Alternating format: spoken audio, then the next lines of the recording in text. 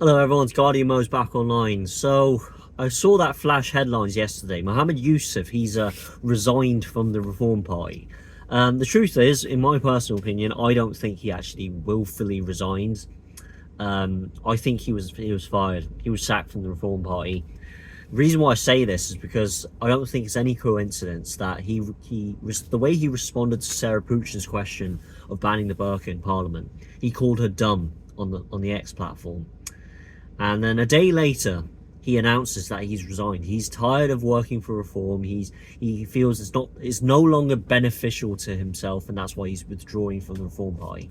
I don't think this is true. I think that Nigel Farage had enough of Muhammed Yusuf. He wasn't a very good image for the Reform Party. He wasn't very appealing for a lot of supporters and Reform voters. And so Muhammed Yusuf had to go. You know, a lot of these members and individuals are part of the leadership. They gathered together and they agreed on a consensus that Muhammed Yusuf shouldn't be part of the party. He was pushing the Reform Party further and further to the left, and he was kind of diluting the message that Reform was trying to hold. So I think he didn't willfully resign. I think he was pressured into leaving Reform. But good riddance anyways. So everyone thinks it's all fine and dandy now that Muhammed Yusuf is out of the party, he's out of the gang, and so this gives them more reason to support Reform.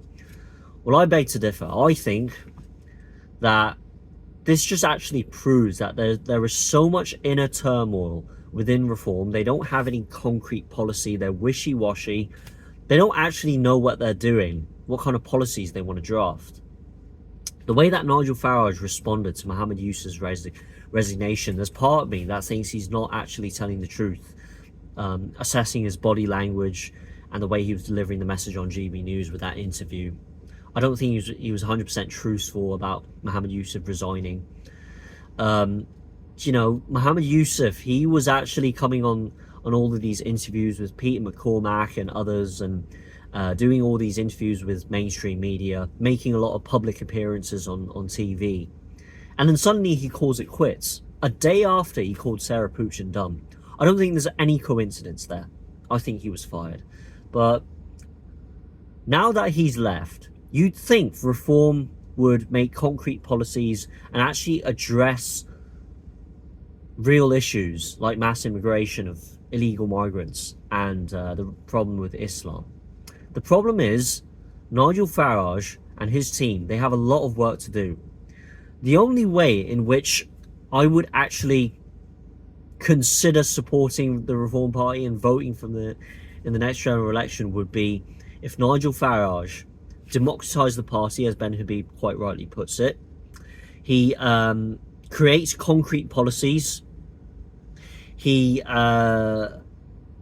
branches out his authority and power and doesn't make it a one-man band.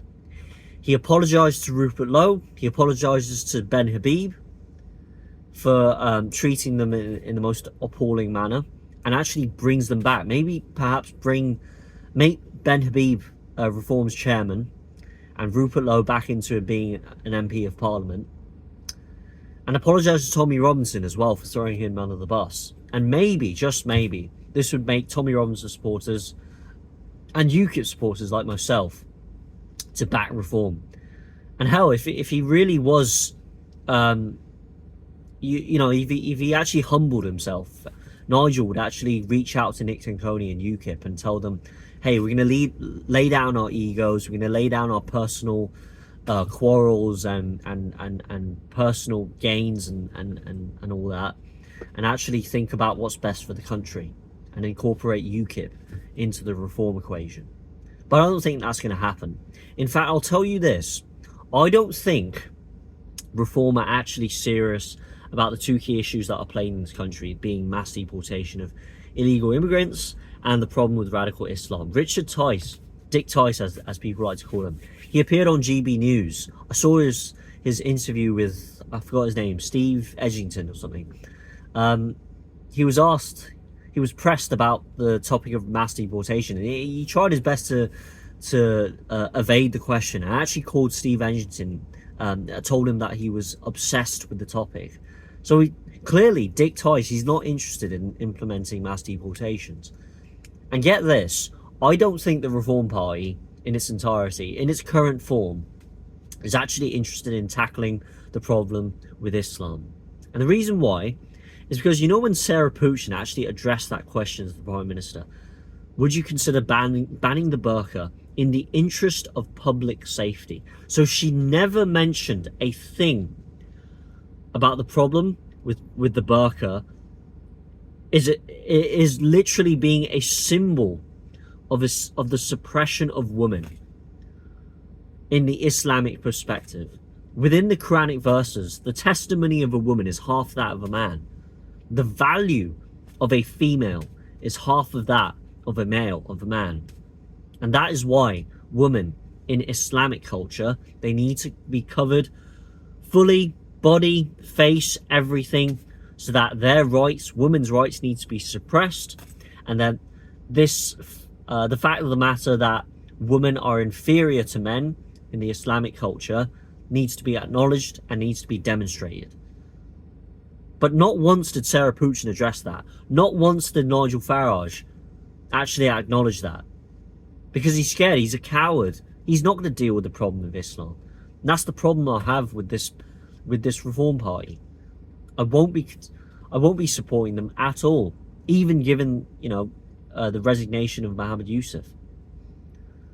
So this resignation of Zia Yusuf, this is only one little blip, I call it, little stumbling block for the Reform Party. They still have a lot of work to do. They need to, as I said, democratise the party, create concrete policies, tackle those two issues that I talked about, bring back Rupert Lowe, bring back Ben Habib, bring back perhaps Howard Cox, apologise to them, apologise to Tommy Rose for throwing them under the bus, and only then will I consider voting for the Reform Party. There's too much ego, there's too much arrogance, especially by Farage and Tice. So that's all I have to say regarding this. Let me know what you think down in the comments below. Do you think Muhammed Yusuf actually willfully resigned, or did he actually get fired? And what do you think the direction is that Reform will take, given that Muhammed Yusuf has gone and left the party? We still have 4 more years. Anything can happen. So yeah, Nigel Farage has to humble himself, I think, and realise that there's more at stake than personal egos and petty quarrels, and that he has to actually put the interests of the British people into play and look out for what's best for the country instead of his own personal gain. That's all I have to say. Guardian Mode's clocking out. I'll see you next time.